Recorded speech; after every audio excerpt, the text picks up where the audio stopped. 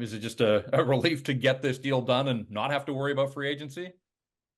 Yeah, and that was always what I wanted, what our family wanted, and super excited to build off what we had last year. And it's great for us being close to home. I'm really happy for the family. It really feels like you sort of had a resurgence under Talk and Adam Foote. What is it about them and the system and the structure that allowed you to thrive the way that you did last season? Um, Communication is was the biggest thing probably. It felt like you know uh, basically we were talking every day, and it wasn't just me. It was all the defensemen, all the everyone on the team. The communication was constant. um you know the you know the feeling of never being satisfied. Everybody was always trying to get better. So I think that in itself just created that much more talk within the room and communication from the coaches to the players. And for me, that just provided a lot less guessing going out on the ice. And you know, I've been pretty vocal about how I feel about them, and they were a big part of why I wanted to stay so bad. We'll go to Ian McIntyre, Sportsnet. Hey, Tyler, congratulations. Thanks a lot. Thank you. So, considering you were always very open about wanting to come back, and they wanted you back, and you even more or less said you didn't need to chase the top dollar as a free agent. Are you surprised it took as long as it did? And was there any point you started to get worried as July 1st approaches? Well, in ways, yeah. I think any player that wants to be in a certain spot would love to get it done as fast as possible. But I've been around long enough to know that it doesn't always work like that. But uh, even though it happened later, that didn't matter much to me. I'm just really happy that we were able to get it done. And why is it so important to you to, I guess, try to finish your career with Vancouver? Why not make the most that you can with what might be your last contract? Well, I think what we were able to do last year as an organization, where we were able to take ourselves and get the feeling of you know having that feeling of how it should feel, and the approach that the room is now taking onto the ice. um that was just that was the those were the thoughts I was having when trying to return. And obviously there's a family factor being close to home.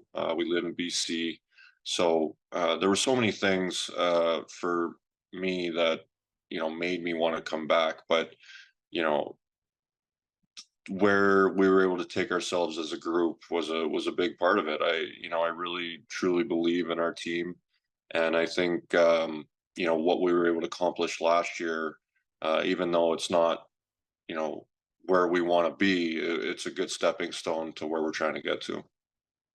Next up, we have Chris Faber. Hey, Tyler, congratulations on the deal.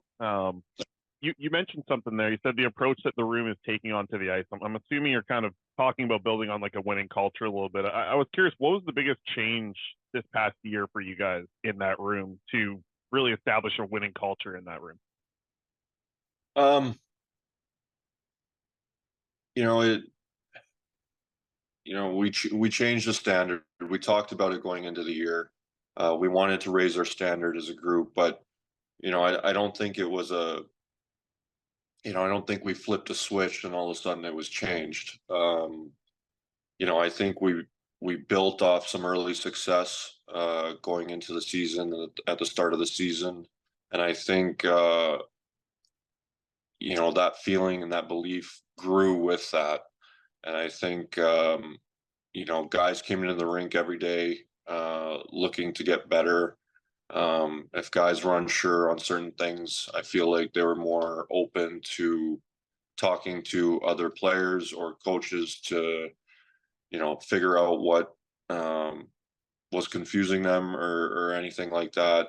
And I think even just that open dialogue and that constant communication allowed us to build. And the feeling we had at the end of the season uh, was much different than when we started. Last year. And you can even bring it back before that. Guys were coming in earlier than usual before camp. We were able to get more skates in, and just all those things that I'm talking about. I think just creates an atmosphere to allow you to change the culture and change the standard. And we just have to continue that. And you mentioned changing the culture. I'm curious, like now it feels like you're building on that this year. So what are some things that you guys have to do to continue to build on what you did this past kind of year and a half, like you mentioned there? Well, a lot of the same sort of things. I think it's important to realize it's, because we were able to build and take ourselves to a place we did last year. It's not going to be any easier doing that again.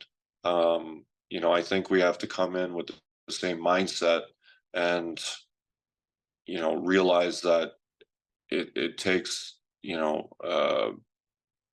more hard work to even get to the next level. So I don't think we can come in and say, okay, we're ready. I think we have to keep that dialogue and make sure that we keep working as a group to just continually get look to improve.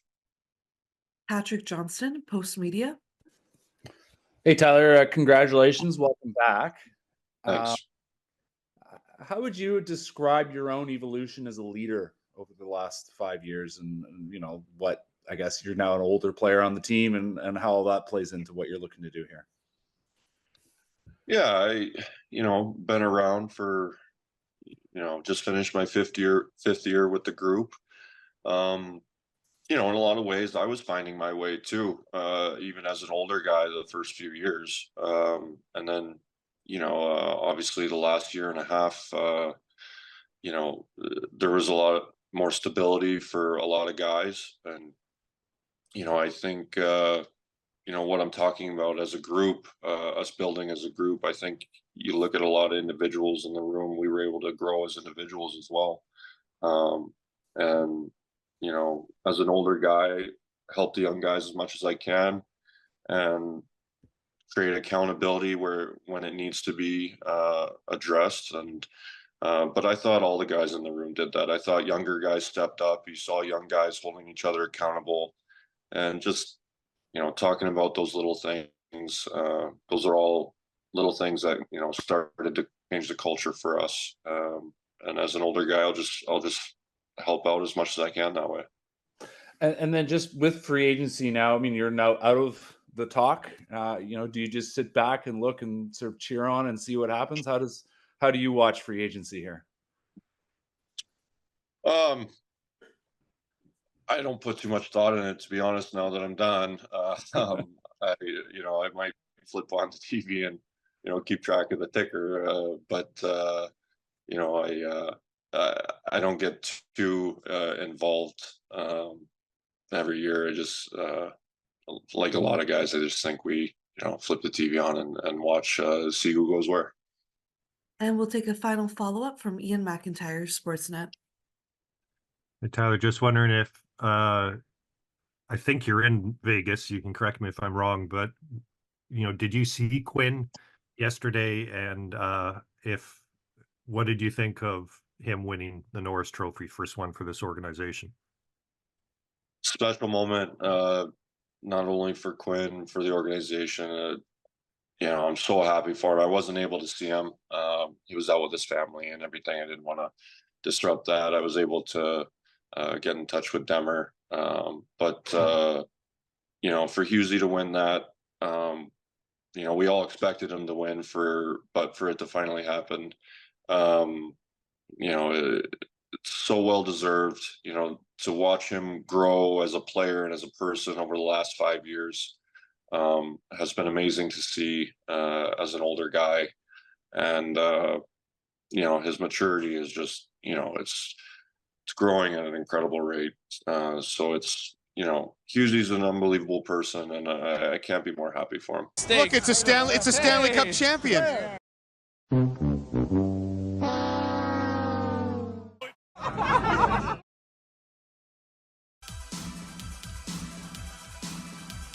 Generational talent. Thanks for liking the video and subscribing.